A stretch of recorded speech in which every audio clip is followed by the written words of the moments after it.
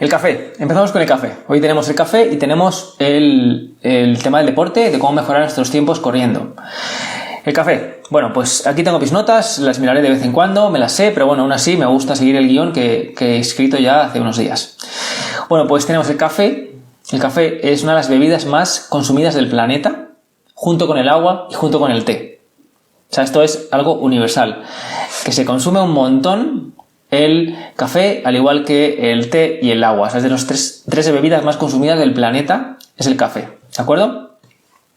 Hay dos tipos de café, Sí, el directo era de Somos Pura Fibra, he tenido un lapsus mental y lo he hecho en BioVictor, pero bueno, es verdad que debería ser o será en Somos Pura Fibra a partir ya de dentro de 2 semanas, que será el siguiente.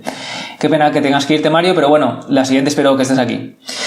El café, como decía, hay 2 tipos de café que ahora mismo existen o que son los más comercializados, ¿de acuerdo? 2 plantas de café, que es, lo que se llama la Coffea arábica y la Coffea canephora, ¿de acuerdo?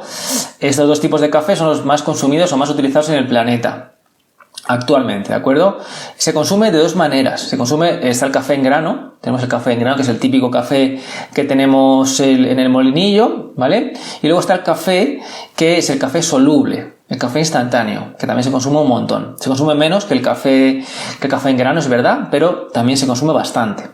Son diferentes procesos, tanto de elaboración como de su consumición. Al fin y al cabo, por ejemplo, el café en grano, tienes que tener un molinillo para poder molerlo, evidentemente, o lo puedes comprar ya molido si lo quieres. Y bueno, pues hay que hacerlo con alguna cafetera, por ejemplo, y luego pues ya se consume, ¿de acuerdo? ¿Qué tal? ¿Cómo estáis? Desde Canadá, de Pedro también, me alegro verte. Como decía, el café, también está el café en grano y café soluble, instantáneo. El café instantáneo es el que pues simplemente pones una cucharadita en el vaso con agua hirviendo y al cabo de unos minutos ya lo tienes listo para beber, ¿de acuerdo? Como decía, es diferente el café en grano y el café soluble, son diferentes. Por ejemplo, el café en grano es un café verde tostado y envasado, y el café soluble es una infusión del café que luego se seca, se deshidrata y se obtiene ese polvo que luego simplemente lo tenemos que rehidratar con agua caliente, con agua hirviendo, ¿de acuerdo? Además, el café en grano requiere, como he comentado, pues un molinillo para poder triturar ese café si viene en granos, y luego una máquina de café para poder hacerlo como tal. Y sin embargo, el café soluble no hace falta nada, simplemente un vaso y agua caliente o agua hirviendo, ¿de acuerdo? ¿Qué tal, Zazu? ¿Cómo estás? José Manuel, me alegro mucho que también estés por aquí. Y como decía, una de las preguntas más típicas sobre el café es, por ejemplo, aquí tengo varias preguntas que son muy típicas. Una de ellas es, por ejemplo, si sube el colesterol. Es una pregunta muy, muy común respecto al tema del café. El café, se ha visto que hay un tipo de café que sí que sube el colesterol, ¿de acuerdo? Es verdad que podemos evitarlo fácilmente. Esa subida de colesterol que se observa al poco tiempo de beber café se puede disminuir o se puede quitar casi por completo al filtrar el café en un filtro de papel. Repito, el café sube el colesterol, según los estudios, si no se hace con un filtro de papel. Es decir, para evitar que el café nos moleste o suba el colesterol, debemos usar sí o sí un filtro de papel, que ahí se queda un compuesto llamado cafestol, que es el que se ha visto que impulsa la producción de colesterol en personas que beben café sin el filtro de papel. Así que primer punto es el café mejor con un filtro de papel para evitar que nos suba el colesterol al beber café, ¿de acuerdo? Eso es el primer punto que tengo que deciros del tema del café, ¿de acuerdo? Luego tenemos también, por ejemplo, ¿qué tiene el café? Que es también una pregunta muy típica, porque claro, si tenemos que hablar si es bueno o es malo o cuánto, pues hay que ver primero qué contiene, ¿vale? El café, entre otras cosas, contiene antioxidantes, ¿de acuerdo? ¿Qué tal? ¿Cómo estáis? Diego, me alegro de verte.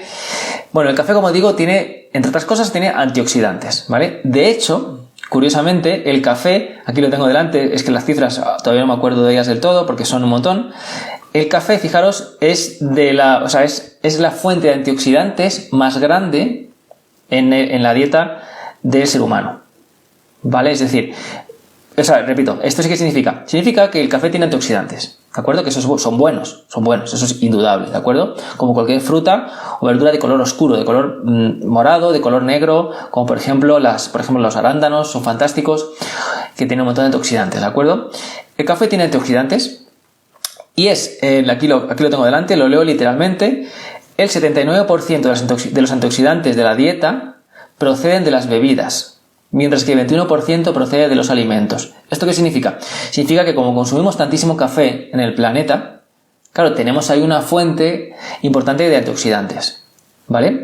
Pero esto no significa que tenga más antioxidantes que, por ejemplo, a lo mejor un manojo o un puñado de arándanos, ¿de acuerdo? O de fresas, o de cítricos. No significa que tenga más antioxidantes. Significa que al comerlo más, tenemos más, más antioxidantes por esa vía. Espero es parte de explicarme. Si no, me podéis preguntar en el chat en directo que tenemos aquí en Instagram, ¿de acuerdo? Como digo, es una fuente importante de antioxidantes por la cantidad de café que bebemos todos los días, ¿de acuerdo? Luego tenemos, de hecho, en una lista que existe también de la cantidad de antioxidantes que tienen los alimentos, el café ocupa el lugar número 11. Tiene varios alimentos delante, obviamente, pero ocupa el puesto número 11º. Eso es también importante recalcarlo, ¿de acuerdo? Lo que pasa es que no comemos suficientes frutas y verduras todos los días, con lo cual, al final, tenemos esa fuente de antioxidantes que viene a través del café, ¿de acuerdo? Vale, el tema de oxalatos, efectivamente, es muy buena pregunta. Luego la voy a abordar, el tema de los oxalatos en el café, ¿de acuerdo? José Manuel, que me lo preguntas por aquí. Genial. Bueno, tenemos, como estaba comentando, el tema de los antioxidantes del café, que es algo positivo, ¿de acuerdo? Luego tenemos también lo siguiente, la cafeína. Otro componente del café, la cafeína. Hemos hablado del antioxidante, que es algo positivo, es algo bueno. La cafeína, hay estudios que hablan que tiene efectos positivos en la salud. Eso es indudable también, ¿de acuerdo? Eso no lo voy a negar. Sin embargo, la cafeína, en este caso, tiene un componente que ahora vamos a hablar de ello, que no es tan bueno, que no es positivo, ¿de acuerdo? La cafeína, al fin y al cabo, nos produce adicción. Al fin y al cabo del tiempo, al cabo de los días, además de adicción, también nos provoca tolerancia. Lo que se llama tolerancia, es decir, en este caso, al ser como una droga, en la cafeína lo que provoca es que para obtener el mismo efecto que tiene la cafeína, debemos aumentar su consumo con el paso del tiempo, ¿vale? Es decir, un ejemplo, imaginaos por ejemplo que tomamos el café por la mañana porque nos gusta y también porque nos levanta un poco el ánimo y nos da un poquito de energía, y al cabo de ese café de la mañana, a lo mejor al cabo de 3 semanas o un mes, debes de tomar esa taza inicial más un poquito extra, porque tu cuerpo se ha acostumbrado a esa cantidad de café que le dabas todos los días. Con lo cual eso se llama efectivamente la tolerancia, ¿de acuerdo? Es como cuando tú, cuando alguien bebe alcohol, pues al final, al cabo del tiempo, pues igual tiene que beber más cantidad para sentirse de la misma manera, ¿de acuerdo? Con lo cual, en este caso, el café sí que tiene tolerancia. Eso es importante también saberlo, o sea, la cafeína, perdón. Y además, como digo, también tiene esa parte adictiva que tiene la cafeína, como cualquier otra droga. Es también importante también recalcarlo, ¿de acuerdo? ¿Cuánta cafeína se recomienda máximo al día? Máximo al día. Generalmente estamos hablando de que lo máximo que un adulto de unos 70 kilos, aproximadamente 70-80 kilos, saludable, sin ninguna patología previa, máximo se recomienda que tome entre unas 4 y 6 tazas de café al día, máximo, para que los niveles de cafeína no se consideren insanos, y además que tampoco repercuta en su sueño. Que al fin y al cabo, como el café tiene ese efecto que nos levanta el ánimo, nos levanta la energía, pues si lo tomamos, ahora veremos más o menos cuándo deberíamos intentar dejar de tomar café para que no nos afecte al sueño, pues como digo, a partir de 4 o 6 tazas de café al día, que es un montón, ya no es saludable, ya debemos intentar evitar cafés a partir de esa cuarta, quinta taza, debemos intentar no tomar más café. Y poco a poco a lo mejor reduciéndolo hasta que nos acostumbremos a menor cantidad de café, ¿de acuerdo? Ahora, tenemos hasta aquí, espero que esté todo claro. Cualquier pregunta me la podéis hacer tranquilamente por el chat. ¿Qué tal, Esther? ¿Cómo estás? Me alegro de verte por aquí. Bueno, pues seguimos con el tema del café. Hemos hablado de la cafeína, que la cafeína tiene efectos positivos, pero que provoca tolerancia y provoca adicción. Es un estimulante, es un alcaloide que nos provoca pues un estado eufórico, agitado, y bueno, pues a cada persona le afecta de una manera diferente. Hay personas que tienen más tolerancia o menos a la cafeína, hay gente que a lo mejor le afecta poco y hay gente que a lo mejor está todo el día acelerado, ¿vale? Luego, como decía, más o menos en este caso una persona debe tomar máximo unas 4 o 6 tazas de café al día, ¿De acuerdo? Aproximadamente máximo. Incluso aquí estoy viendo, por ejemplo, en mis apuntes que tengo, que hay algunas páginas que remiten a unos estudios que hablan de que es máximo 2,6 tazas de café al día. ¿De acuerdo? Más o menos para 70 kilos, que es mi peso, por ejemplo, 70 kilos, 2,6 tazas de café máximo al día. ¿De acuerdo? Así que eso que también lo sepamos, ¿vale? También, ¿cuánto dura el café? O sea, ¿cuánto dura el efecto de la cafeína en el cuerpo? Que también es una pregunta muy típica. ¿Cuánto dura la cafeína en nuestro cuerpo hasta que sale, hasta que como obtenemos ese rendimiento máximo de la cafeína? Porque imaginaos, por ejemplo, que vamos a hacer a lo mejor una actividad física extenuante o vigorosa o fuerte y tomamos pues a lo mejor un poquito de café, ¿vale? Lo que se llama un café ocasional, por ejemplo, para esa actividad inesperada o planificada que vas a tener y que quieres tomarte un poquito de café para darte como un chute de energía extra para esa actividad. Pues más o menos, aquí tengo apuntado, entre unos 15 y 45 minutos desde que hemos consumido ese café es cuando tenemos ese pico máximo, ese alcance máximo de la cafeína. Entre unos 15 y 45 minutos posteriores al consumo de ese café es más o menos cuando tenemos ese pico máximo de la cafeína consumida. ¿De acuerdo? Luego tenemos también lo siguiente, tenemos qué alimentos contienen cafeína. O sea, la cafeína no es algo exclusivo del café.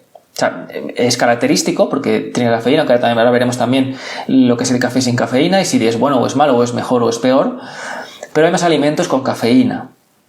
Tenemos que, por ejemplo, otros alimentos con cafeína, además del café, por ejemplo, tenemos el té negro, el té verde, la hierba mate también tiene, muchos refrescos también tienen cafeína, como por ejemplo la famosa Coca-Cola, y también bebidas energéticas, por supuesto, están rebosantes de cafeína, ¿vale?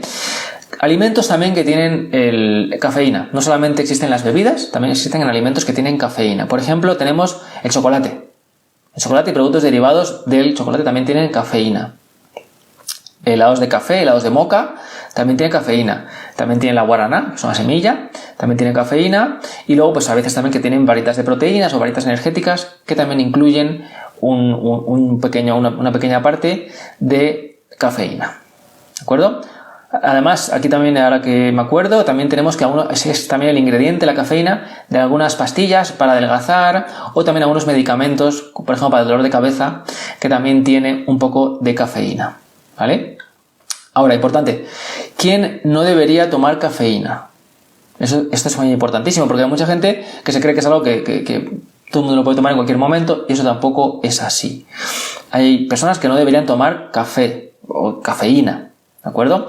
Por ejemplo, personas que tienen reflujo, glaucoma, epilepsia o si os cuesta dormir, no deberíais tomar café. Ya está. O sea, no existe otro camino. Porque la gente dice, no, es que me cuesta un poco dormir y tal. Me cuesta un poco dormir y bebes café, pues estás obteniendo lo que has sembrado. Pues no bebas café. Entre otras cosas más, pero vamos a intentar ir quitando posibles causas de ese mal dormir que podemos tener. ¿De acuerdo? Como digo, repito, ¿quién no debería tomar café? Gente que tenga reflujo, gente que tenga glaucoma, gente que tenga epilepsia o personas que le cuesten dormir. ¿Y quién no debería tomar cafeína? Cafeína.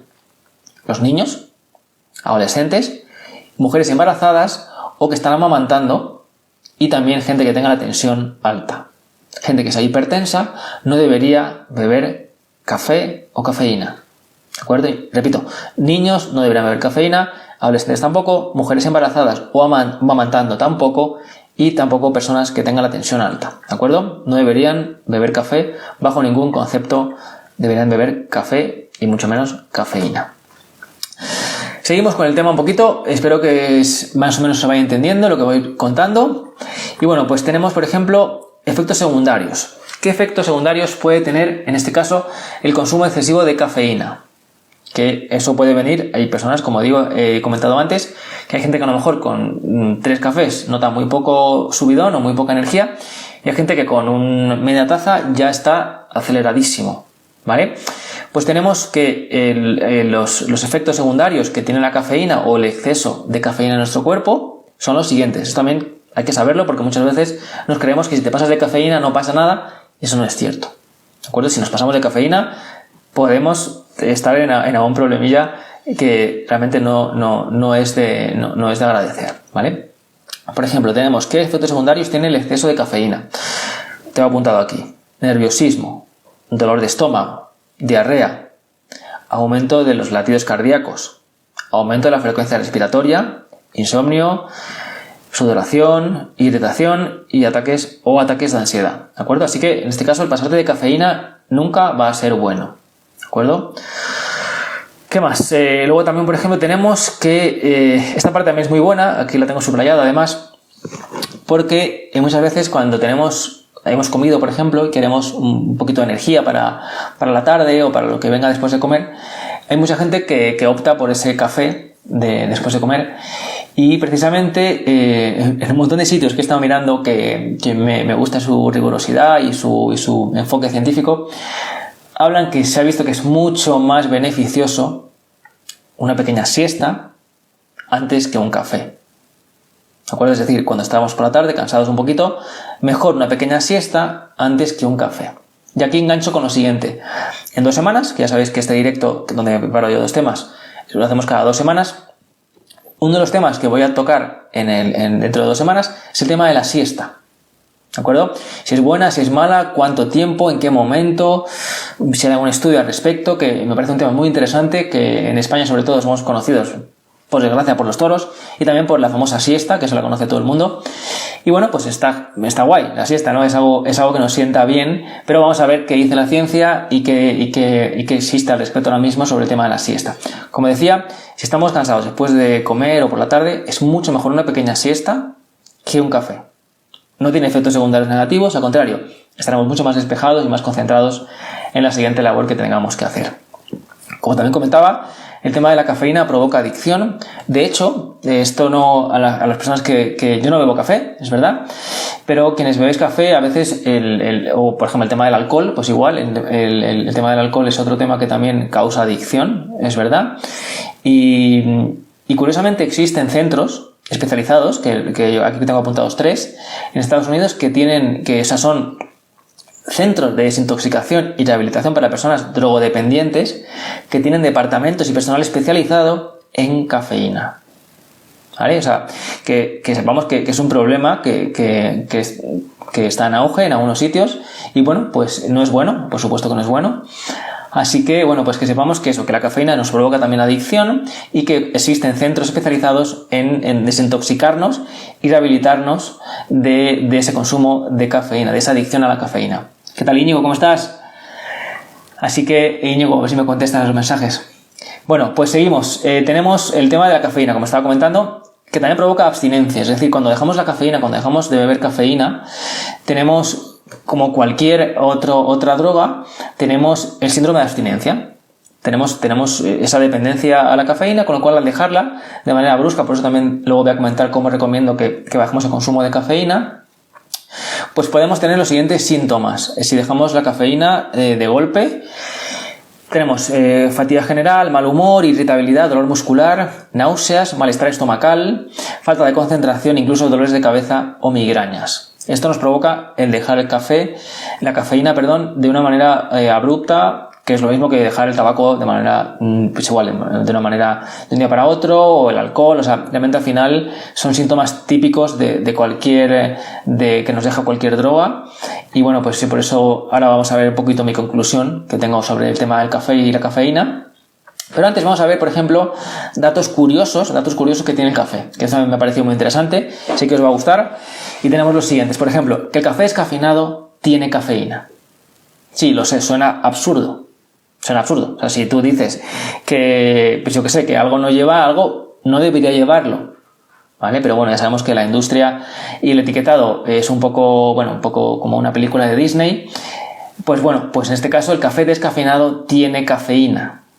El café descafeinado tiene cafeína. Muy poco, pero tiene cafeína, ¿de acuerdo? De hecho, de cara al etiquetado, si un café se le ha despojado del 97% de su cafeína, se puede etiquetar como café descafeinado, ¿de acuerdo? Y eso, actualmente no existe ni un solo proceso que consiga quitar el 100% de la cafeína. O sea, que sepamos que puede estar entre 1, 2 o 3% de cafeína ese café descafeinado, ¿de acuerdo? Con lo cual, insisto, personas que tengan dificultad de sueño, que tengan irritabilidad, que sean hipertensos, no deberían tampoco tomar café descafeinado.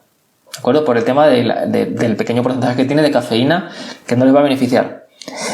Además, curiosamente, una taza de café descafeinado nos proporciona, fijaros, qué curioso, el 2,4% de nuestras necesidades diarias de magnesio, el 4,8% de las necesidades diarias de potasio y el 2,5% de nuestras necesidades diarias de niacina, que es la vitamina B3. Es algo curioso, efectivamente, que tiene algún nutriente. El café, eso es inevitable, como he comentado antes. Así que bueno, pues seguimos un poquito con datos curiosos que también tiene el café. Por ejemplo, este que me encontré en la Wikipedia, y es que se hicieron, este es muy curioso, en la Guayana Francesa se escogió hace unos años, en el año 2000, hace ya unos 20 añitos, ese lugar para probar los primeros cafés genéticamente modificados. O sea, los primeros cafés transgénicos que se probaron en el planeta fueron en el año 2000 en la Guayana Francesa, porque no había ningún café cultivado allí, porque ya sabéis que se poliniza por el aire, con lo cual puede que se vea afectado por el polen de otros cafés y al final el experimento no salga bien. Así que plantaron café transgénico, como digo, genéticamente modificado en la Guayana Francesa en el año 2000. Y lo más curioso fue que en 2004, como pone en la Wikipedia, literalmente, vandalizaron la plantación y todos los cultivos fueron arrancados, faltando 2 años para finalizar el estudio. Estaban haciendo un estudio a ver qué tal iba ese café transgénico y hubo personas en el 2004 que decidieron vandalizarlo, como llama la Wikipedia, es decir, arrancar los cultivos y romperlo todo. Pero aún así se obtuvo información para ver que el 75% de las plantas modificadas resistió la plaga, una plaga típica del café, y bueno, pues respecto a las que no eran modificadas genéticamente, ¿no? O sea, en este caso buscaban, como sabéis, los transgénicos es cuando tú juntas una planta generalmente con un gen de otro reino animal. En este caso, por ejemplo, se introdujo en los genes de una bacteria para que no, pues como que sufriera menos ante otras plagas. Y eso pasa, por ejemplo, también con la soja o el tema del maíz, que también generalmente son transgénicos. Si queréis, hacemos otro día con un directo sobre temas transgénicos, pero antes os recomiendo que veáis, por ejemplo, el documental El Mundo según Monsanto. Es un documental muy interesante que habla cómo una gran empresa como es Monsanto ha conseguido justamente comercializar a nivel global, a nivel masivo, los transgénicos, ¿no? Repito, el documental se llama El Mundo según Monsanto. Es un documental que recomiendo un montón sobre el tema de los transgénicos, para que veamos un poquito de dónde viene todo este tema de los transgénicos. Pero bueno, eso será para otro directo, si os apetece. Seguimos un poquito, ya hemos hablado de la cafeína, hemos hablado del descafeinado, hemos hablado también del tema del colesterol, de cómo evitar que el café nos afecte al tema del colesterol. Y bueno, pues ya vamos a ir acabando con esta parte primera del tema del café y tenemos lo siguiente. Antes de seguir, por ejemplo, hemos comentado también que aproximadamente hay personas que hablan de entre 4 tazas, 5 o 6 máximo de café al día para que no se considere algo ya tremendamente insano, y hay personas que el 2,6. Ahí te he hecho una calculadora que yo me la he puesto, una calculadora que tú pones el peso que tienes y te dice más o menos el café máximo que toleraría tu cuerpo como una franja más o menos saludable, ¿de acuerdo? Así que bueno, pues tenemos de hecho una calculadora muy graciosa que se llama muerte por cafeína, que tú pones tu peso y te dice cuántos cafés tienes que tomarte para morir. A mí creo que me salió 64 cafés, es una cantidad que creo que nunca jamás llegaré. Pero es curioso ese contador. Pero bueno, ya hablando de cosas que nos matan, de alimentos de cocina que nos pueden matar, por ejemplo, tenemos que si una persona de 80 kilos se traga de golpe 60 gramos de azúcar, es decir, unas 4 cucharadas, se muere. O sea que si queréis matar a alguien, ya sabéis, 4 cucharadas de sal, 4 cucharadas de sal de golpe, matan a casi cualquier persona. O sea que eso, bueno, no lo he dicho, eso no lo hagáis, por cierto, no lo hagáis nunca, pero que sepáis que es un arma letal que tenemos en casa y no es un cuchillo. Así que bueno, a lo mejor habría que mandar cucharaditas de café a algunos políticos. Bueno, seguimos. También, por ejemplo, si un ser humano, por ejemplo, es 75 kilos de peso, si come 2 kilos con 17 gramos de azúcar, también puede morir. Vale, estos son datos un poco curiosos que he estado mirando. Y bueno, pues antes de seguir, mi conclusión sobre el café, ¿de acuerdo? Hemos visto que si está filtrado por papel, por un filtro de papel, no molesta o no sube el colesterol, ¿de acuerdo? Así que cualquier café que no sea filtrado por papel sube el colesterol en sangre, así que no es bueno. Hemos también visto que el tema de la cafeína nos provoca tolerancia, también nos provoca adicción. Hemos también visto que el café tiene antioxidantes, que eso es importante también decirlo. Mi recomendación, mi conclusión final respecto al café es que si bebemos café, que sea, primero, descafeinado, fundamental, ¿vale? Que el endulzante no sea azúcar, ni azúcar blanca, ni azúcar morena, que sea a lo mejor panela o mejor todavía stevia. Stevia en polvo, la planta de stevia en polvo, no truvia o estas, no sé, estas cosas que nos venden en sitios que es todo relleno y un poquito pequeño de stevia. No, stevia, la hoja real en polvo o quizás el concentrado en líquido. Pero preguntarlo bien, no lo compréis en supermercados grandes, comprarlo en herbolarios, en tiendas pequeñas, en tiendas ecológicas, en tiendas veganas, que suelen tener stevia la buena, no truvia o cualquier cosa de esas que son nefastas. Como digo, el café mejor descafeinado, mejor stevia y por supuesto si metemos algún tipo de leche que sea leche vegetal, que es mucho más saludable que la leche animal en cualquiera de sus formas. Así que esos tres son mis recomendaciones respecto al café. Y que si bebemos más de 2 o 3 tazas al día de café, que intentemos reducir un poco su consumo. Que lo bebamos, por ejemplo, a lo mejor simplemente porque nos gusta el sabor, vale, descafeinado, pero que no sea algo que dependamos del café para estar despiertos, para estar energéticos. Mejor buscar horas de sueño o incluso añadir una siesta por ahí. Que eso, como digo, en 2 semanas hablaremos del tema de la siesta más en profundidad. Pero eso, descafeinado, mejor stevia y con leche vegetal. Y si más de 3 tazas, mejor reducir su consumo para obtener los beneficios que tiene el café sin la parte negativa que sería la cafeína. Así que bueno, luego también tenemos por último con el tema del café, que he recopilado aquí, lo que he llamado otros usos del café. Que curiosamente tiene un montón de usos diferentes el café. Por ejemplo, se pueden cultivar setas en el café. O sea, lo que nos sobra del café que hacemos molido en la cafetera, esos los famosos pozos de café, lo que queda bajito, se puede utilizar de un montón de maneras. Por ejemplo, como os digo, se pueden cultivar setas en ese tipo en ese café. También, por ejemplo, se puede poner en el compost. Si tenemos una compostera, pues podemos poner en el compost, evidentemente, el café que ya hemos consumido. También, por ejemplo, se puede utilizar, aquí tengo apuntado varios, por ejemplo, para refrescar ojos cansados.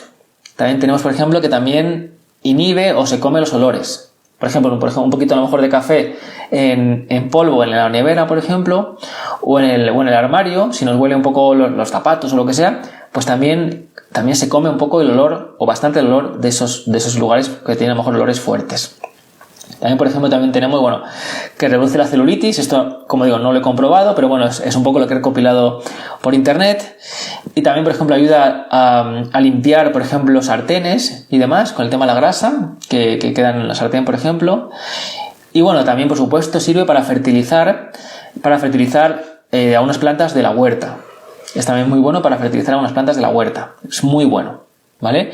Aquí también la gente, por ejemplo, también pone que sirve para exfoliar la piel, es también repelente de plagas, también sirve para el cabello. Bueno, sinceramente tiene un montón de usos el café. Mira, aquí, por ejemplo, Zazu desde Ibiza nos comenta que el pozo de café es muy bueno para el compost. Pues sí, efectivamente. Yo espero tener pronto un compost que pueda hacer. Y bueno, pues ahí es fantástico. Aquí también Esther nos comenta que con aceite es un exfoliante perfecto. Pues efectivamente. Es un buen exfoliante los pozos de café con un poquito de aceite, es un exfoliante muy bueno. Y también, por ejemplo, en el Instituto Gerson, que es un instituto que me gusta un montón, también utilizan enemas de café en una de sus terapias que utilizan allí, en la terapia Gerson que llaman. Y también sirve para dar brillo al pelo, muy bueno también ese consejo, Esther, gracias. Y bueno, pues por último, tenemos que el café, como digo, descafeinado, mejor stevia y con leche vegetal y menos de 3 tazas al día, siempre. Y encontrar mejores maneras de subir la energía. Importante, ya sea pues una pequeña siesta o algo que nos levante el ánimo que no sea un café. Eso es importante. Bueno, pues vamos a pasar al segundo tema de hoy, que es el tema de cómo mejorar nuestros tiempos corriendo. Si hacemos deporte, ya sea de manera amateur, profesional, semiprofesional, por hobby, por mejorar nuestros tiempos. En general, todos queremos mejorar nuestros tiempos. Eso es algo común, es algo muy común, el mejorar nuestros tiempos. Ya sea, pues bueno, porque te gusta mejorar, te gusta romper de alguna manera tus barreras, ¿no? Y ver tus límites dónde están. Y vamos a ver un poquito una recopilación que he hecho estos días de cómo mejorar nuestros tiempos corriendo. Voy a empezar por el principio, pero voy a empezar por la conclusión. Es decir, ¿qué significa esto? El cuerpo mejora cuando le sorprendes. Repito, el cuerpo mejora cuando le sorprendes. ¿Vale? Es decir, imaginaos, por ejemplo, que tú corres todos los días 30 minutos. ¿Vale? Obviamente es mejor correr 30 minutos a no hacer nada o correr 10 minutos nada más. Es mejor correr 30, eso está claro. Pero si quieres mejorar, debes sorprender a tu cuerpo. Eso es fundamental. Es decir, no podemos correr igual todos los días, porque el cuerpo, si no, no va a ir mejorando. ¿Vale?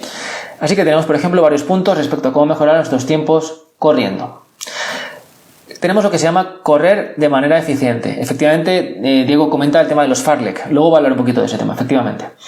Tenemos lo que sería el correr de manera eficiente. ¿Qué significa eso? Primero tenemos, por ejemplo, que el trabajar la resistencia, eso está claro. Es decir, no vas a mejorar, por ejemplo, corriendo 10 minutos todos los días. Eso no llega a ser un momento, no llega a ser un entrenamiento de resistencia. Debemos aumentar un poquito también la distancia o el tiempo que corremos. Es también muy importante. Importante a la hora de incrementar el kilometraje, el tiempo que corremos, hacerlo de manera paulatina. Es un error muy típico el empezar a correr y de pronto ponerte a correr a lo bestia y correr, no sé, 30 kilómetros en la primera semana, o pasar a lo mejor de correr, no sé, 10 kilómetros a la semana a correr de pronto la semana siguiente 30, 40. Eso es una locura. Eso lo veo un montón en la consulta. Porque cuando yo pongo entrenamientos, yo tengo en cuenta el historial deportivo que tiene la gente. Tanto correr mucho, correr poco, me da igual, pero veo su historial, veo de dónde viene, veo dónde está y también dónde quiere llegar, por supuesto. Así que se recomienda incrementar el kilometraje semanal máximo en un 25%.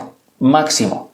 ¿Vale? O sea, si, por ejemplo, imagínate corres, por ejemplo, 10 kilómetros a la semana, pues a lo mejor la semana siguiente correr máximo 12,5. La siguiente 15, la siguiente 17,5. O sea, de esa manera conseguimos minimizar la lesión. O sea, de esto se trata, mejorar tus tiempos, pero sin lesionarte.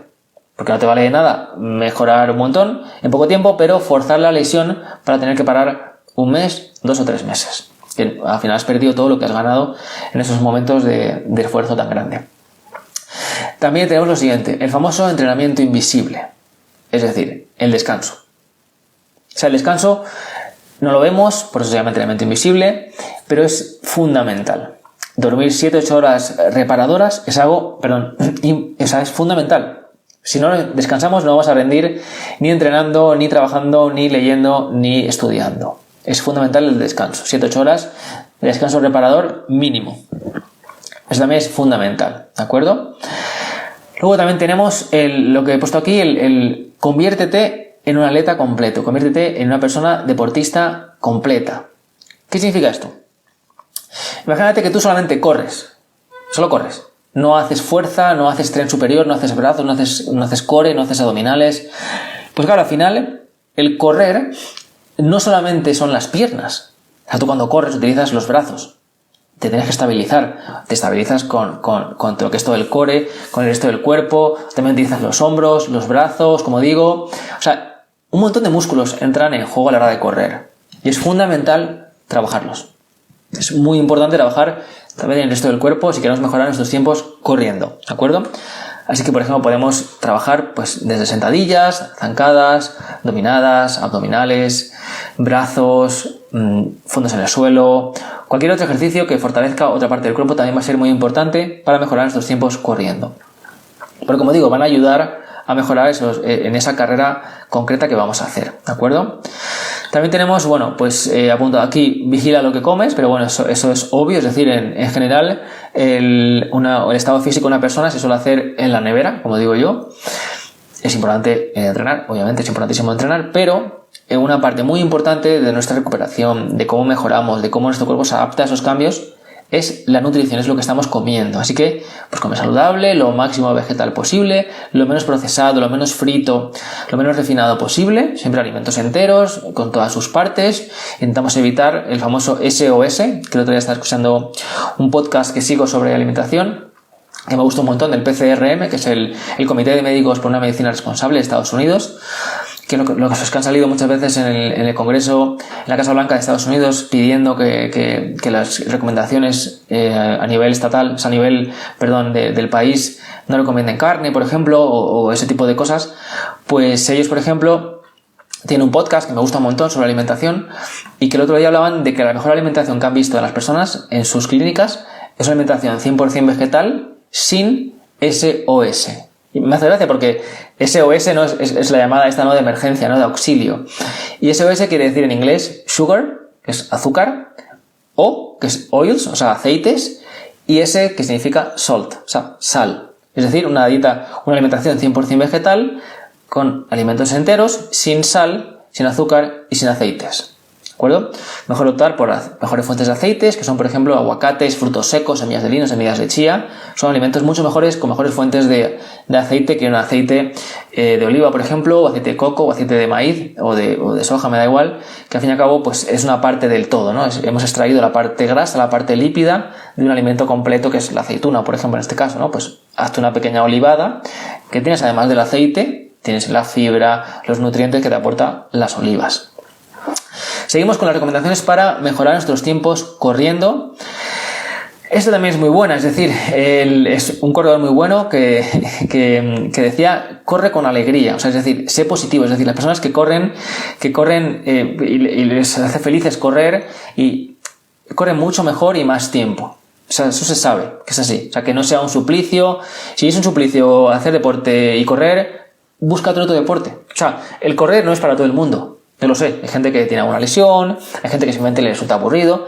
Sí que es verdad que el correr tiene una pequeña curva de como que ya, si no llegas a esa pequeña curva, no lo disfrutas. Es como cualquier otro deporte, cualquier otra cosa que hagamos, ¿no? Tienes que tener un pequeño momento como de cuesta arriba, que nos cuesta un poco coger el tranquillo, o realmente sentirte cómodo y realmente entender un poco esa disciplina o ese deporte para empezar a disfrutarlo. ¿De acuerdo? Así que en este caso, como digo, ser positivos a la hora de entrenar, a la hora de correr, y buscar, pues, como digo, alternativas a correr si no nos gusta o realmente nos hace daño o simplemente no disfrutamos. Hay que disfrutar de lo que hacemos, y en este caso el correr es otra manera también de disfrutar de lo que estamos haciendo. ¿Qué tal, Luis? ¿Cómo estás? Bueno, pues seguimos. También, por ejemplo, ser constante y ser persistentes, ¿vale? Es decir, no vale de nada, por ejemplo, estar una semana sin correr, de la semana siguiente intentar correr lo que no corriste la semana anterior más lo que pensabas correr esa semana. Eso no funciona así. Primero, porque vas a forzar una lesión, te vas a acercar a una lesión, que eso tampoco lo queremos, y además tenemos que eso no es constante, es decir, solamente mejoraremos si somos constantes en lo que sea, pero en este caso, en el tema de correr, pues tenemos que ser constantes si queremos ver esas mejoras, ¿de acuerdo? Aunque sea correr una vez a la semana, aunque sea 2 veces a la semana salir a correr. Todo el mundo tiene 30 minutos al día, 30 minutos en un momento dado, pues sales y corres un poco, aunque sea, ¿de acuerdo? También tenemos, por ejemplo, que de cara a la carrera como tal, antes ha comentado Diego, ha comentado un método para mejorar la carrera, y ahora voy a comentar yo alguno más. Tenemos, por ejemplo, hemos hablado al principio de la parte del entrenamiento, de correr, que tenemos que sorprender al cuerpo. O sea, no podemos correr siempre igual. ¿Qué significa esto? ¿Cómo le podemos sorprender? Pues, por ejemplo, a lo mejor corriendo de vez en cuando un poco más rápido. Genial, ¿vale? Eso se llama series. Hacer series. Perfecto. ¿Vale? Imagínate, hay un montón de tipos de series. O sea, yo tengo personas que les mando los entrenamientos que les gusta a lo mejor de un tipo o de otro, pero yo tengo un montón de herramientas para mejorar esos tiempos. Y tenemos, por ejemplo, como digo, el cambiar el ritmo de carrera. Por ejemplo, imagínate, por ejemplo, que, yo qué sé, tienes un reloj o el móvil encima y puedes ver, por ejemplo, que cada 4 minutos, por ejemplo, haces un minuto un poco más rápido. Perfecto. Fantástico. Y corres a lo mejor, por ejemplo, media hora y haces cada 4 minutos un minuto un poco más rápido. Fantástico. Es fenomenal. ¿Vale? O imagínate, por ejemplo, decir, venga, pues tengo un reloj, por ejemplo, que a lo mejor me marca la distancia y voy a correr, por ejemplo, series de 400 metros.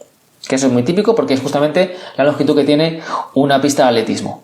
Pues 400 metros es una medida fantástica.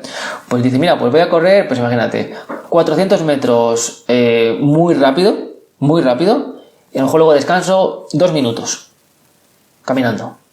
Perfecto. Hazlo a lo mejor unas 4 veces, unas 6 veces, depende también de tu condición física, y ya está. De esa manera estás sorprendiendo tu cuerpo, estás haciendo algo que no sueles hacer. Fantástico. Se tendrá que adaptar, y en esa adaptación es donde llega la mejora. Como digo, series. Otro tipo de serie, por ejemplo, los famosos fartlek, que ha comentado Diego. Los fartlek sería, por ejemplo, algo así. Imaginaros, por ejemplo, fartlek viene del sueco, significa correr jugando, si no me equivoco.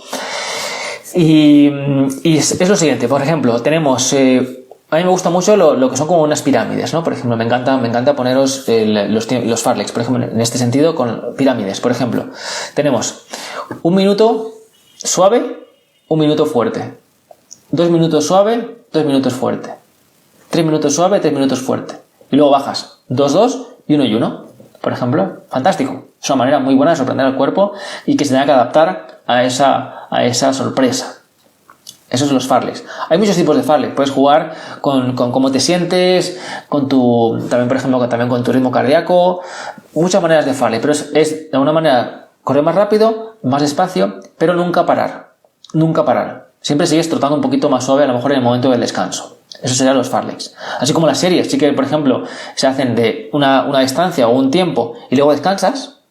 Por ejemplo, una serie sería también, por ejemplo, pues 1 minuto fuerte, 1 minuto parado, 1 minuto de descanso, literal, de caminar. ¿Vale? Pues eso sería una serie. ¿Vale?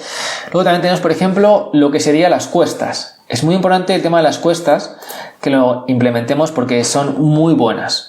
Hay mucha gente que conozco que no le gustan las cuestas. Y obviamente, generalmente, cuesta mucho mejorar si no hacemos cuestas. Las cuestas son muy importantes para mejorar nuestros tiempos corriendo. ¿Por qué? Porque obtenemos más fuerza en las piernas. Tenemos una zancada más eficiente. También mejoramos las marcas, nuestros tiempos y también, como digo, aportamos variedad en el entrenamiento. Por ejemplo, una cuesta, imagínate, a lo mejor una cuesta que tienes cerca de tu casa o en algún parque, pues, por ejemplo, puedes correr, pues a lo mejor una cuesta de 1 minuto corriendo y la bajada de descanso. Perfecto. La haces 6 veces, 4 veces, 8 veces, según también tu condición física. Y perfecto, o sea, acabas reventado, porque acabas cansado, pero te va a venir muy bien ese cambio en tu entrenamiento. Y bueno, pues también ya no me queda mucho con la parte de los entrenamientos, que espero que más o menos haya quedado claro. Cualquier pregunta me la podéis hacer sin ningún problema, con el tema de cómo mejorar los tiempos corriendo. Y bueno, pues también tenemos, por ejemplo, que para mejorar, en este caso, hay gente que a lo mejor se centra más en velocidad. Imaginaos, por ejemplo, alguien que corre, pues por ejemplo, 1 milla, o que corre, por ejemplo, 5K. 5 kilómetros. Pues hombre, pues es una carrera mucho más explosiva que a lo mejor alguien que corre, pues yo que sé, a lo mejor para una media maratón, para una maratón, por ejemplo. Eso son diferentes tipos de entrenamiento, al fin y al cabo, ¿no? A lo mejor alguien que corre, como digo, una media maratón o una maratón entera, no le interesa hacer muchos sprints explosivos, porque su objetivo no es algo que sea tan intenso en tan poco tiempo. Es algo más alargado, más pausado, o sea, más relajado, entre comillas, porque es muy duro, pero más... O sea, no le interesa hacer algo corto y explosivo. Le interesa hacer algo más continuado, más alargado en el tiempo, pero un poquito menos intenso que un sprint. ¿De acuerdo? Así que también es importante también eso, adecuar los entrenamientos a tus objetivos. Si a lo mejor, por ejemplo, corres 10 kilómetros, pues a lo mejor ahí sí que conviene meter algo más de entre velocidad y resistencia. Hay una mezcla que podemos hacer muy interesante también por ejemplo, con los 10 kilómetros. ¿De acuerdo?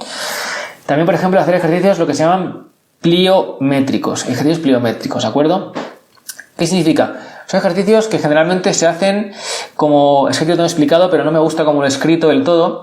Y bueno, pues tenemos varios tipos de pliométricos. Esto recomiendo que lo hagáis si tenéis entrenador o podéis buscar por internet un poquito más. Son ejercicios que son un poquito agresivos, entre comillas, para las articulaciones, pero eso lo que hace efectivamente es reforzarlas para que disminuyamos la lesión, que también es el objetivo de una persona que hace deporte, disminuir también las posibilidades de lesión. Se hacen con un pie, se hacen con rebote, sin rebote. Hay muchas maneras de hacer pliométricos y son muy buenos, muy buenos. Y ya que hablamos también de los pliométricos, también hablamos de la siguiente parte, que es la técnica de carrera. Es muy importante mejorar la técnica de carrera. ¿Por qué? Porque imaginaos, por ejemplo, se nota quizás un poquito más quizás con la natación, se nota un poquito más, yo creo. Imaginaos, por ejemplo, que empezamos a nadar y queremos nadar rápido. Queremos nadar rápido y más tiempo de lo que estamos acostumbrados. Claro, si tienes una mala técnica de natación, una mala técnica, claro, a lo mejor vas a nadar como puedes y vas a chapotear un poco, avanzas un poco, pareces un poco que te estás medio ahogando y vas a avanzar poco y te vas a cansar un montón. ¿Vale? Con lo cual, claro, pues esa técnica de natación es muy mala porque es muy ineficiente. Gastas mucha energía, avanzas muy poco y te cansas muy pronto. Y lo mismo pasa con el tema de la carrera, el tema de correr. Si tú tienes una mala técnica corriendo, al final vas a desgastarte muchísimo, vas a forzar la lesión, vas a cansarte muy rápido, no vas a mejorar tus tiempos corriendo, te vas a frustrar.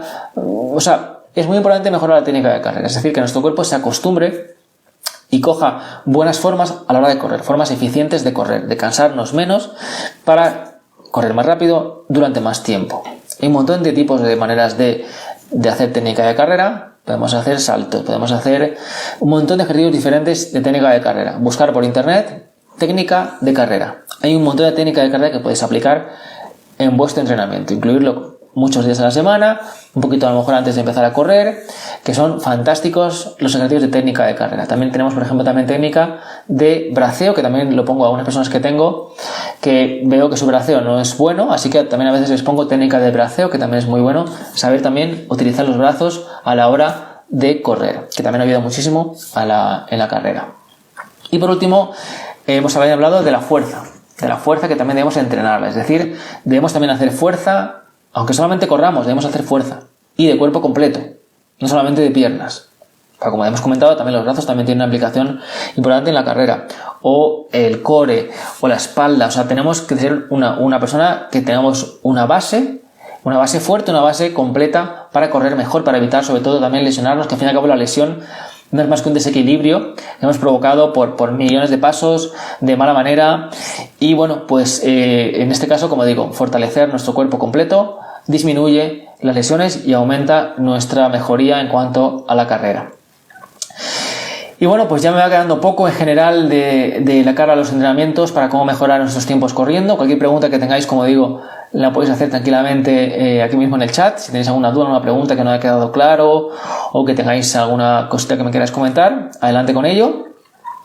Y bueno, pues hacemos una recapitulación de cómo mejorar nuestros tiempos corriendo.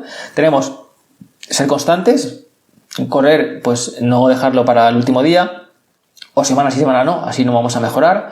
Ser constantes, ser persistentes, entrenar el cuerpo completo también, el cuerpo completo. También favorecer el descanso, una recuperación buena, un descanso reparador de 7 o 8 horas al día por lo menos para mejorar bien, para descansar bien, en cuanto a la carrera y luego pues despertarnos mejor, despejados y demás. También, por ejemplo, ser positivos, que nos guste, o sea, disfrutar. Se trata de disfrutar de lo que hacemos. En este caso, pues de la carrera, del correr. Pues si no disfrutas, puedes buscarte otro deporte, no pasa nada. O simplemente también, como decía al principio también, en la carrera, como cualquier otro deporte, el correr, pues hay un momento que al principio a lo mejor cuesta un poco, es incómodo, no lo acabas de coger el gustillo, pero con el paso del tiempo, de a lo mejor unas pocas semanas o quizás algún mes, eso va cambiando, porque vas viendo que vas mejorando y ya vas empezando a disfrutar del correr.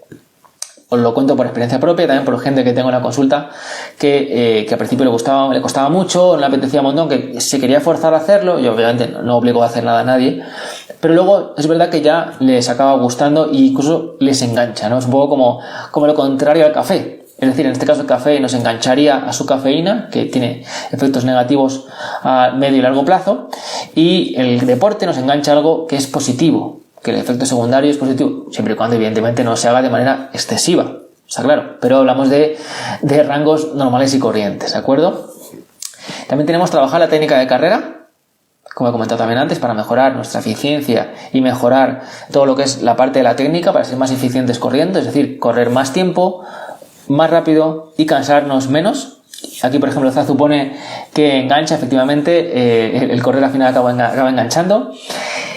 Y bueno, también tenemos los que he comentado, los Farlex, que será, por ejemplo, correr un minuto rápido, un minuto fuerte, 2-2, 3-3 y 2-2, así, por ejemplo, una pirámide que me gusta mucho, o simplemente, pues a lo mejor 1-1, 1-1, pero en ningún caso te paras, es decir, es correr rápido y correr más despacio, pero nunca te paras a descansar, eso sería un Farlek. O también, por ejemplo, tenemos series, intervalos, que sería pues más o menos lo mismo, es decir, pero en este caso parando, ¿vale? Pues a lo mejor un minuto fuerte y un minuto parado o caminando, ¿de acuerdo? Así que también tenemos eso que son series o intervalos. Y bueno, pues yo creo que no me queda mucho más. Técnica de carrera, fuerza del cuerpo completo. Cuestas, importantísimo las cuestas, meterlas en el entrenamiento. Ya sé que cuesta, valga la redundancia, pero hay que meter cuestas, ¿de acuerdo? Son muy buenas, son muy buenas. Y bueno, pues cualquier pregunta que tengáis la podéis ir haciendo, y si no, pues la semana que viene tenemos no solo fruta, ya sabéis que cada miércoles lo vamos alternando, tenemos una semana no solo fruta, es un poquito más informal, donde, bueno, pues es un poco sin guión, tengo unas cuantas cosas que quiero comentaros, pero no tiene nada que ver con nutrición y deporte, es un poco más informal, como digo, más desenfadado. Y también tenemos, y dentro de 2 semanas tenemos, como he dicho, el tema de la siesta. Tenemos el tema de la siesta, que vamos a ver si es buena, si es mala, qué dice la ciencia un poco al respecto de la siesta, y también sobre el tema del cáncer de mama, que ha sido el 19 de octubre, el Día Mundial contra el Cáncer de Mama, que ha habido, pues bueno, un montón de lacitos rosas, y veremos a ver realmente qué es efectivo para intentar evitar el cáncer de mama, ¿vale? Vamos a ver un poquito qué dice la ciencia al respecto del cáncer de mama para intentar evitarlo.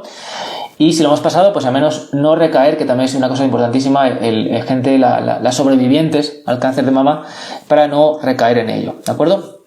Bueno, pues espero que os haya gustado. Y bueno, pues nos vemos la semana que viene, miércoles a las 9 también por aquí. Un abrazo muy fuerte, que estéis genial y cuidaros muchísimo. Hasta la próxima.